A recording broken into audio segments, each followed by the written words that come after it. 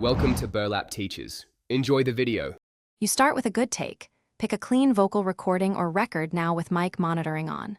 Once done, make sure the track sample rate is 44. 1K Hz and input levels sit around 0 dB to -6 dB, so Autotune behaves predictably.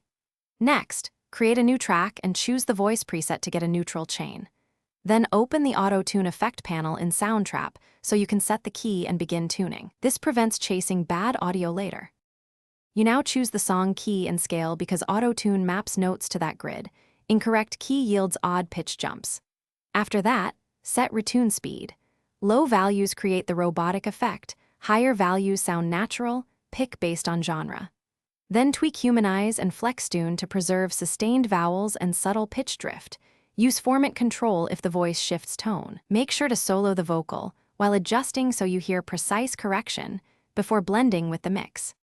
You finish by balancing the auto-tune effect with the dry signal. Automate the dry-wet mix across verses and choruses so intent shines through.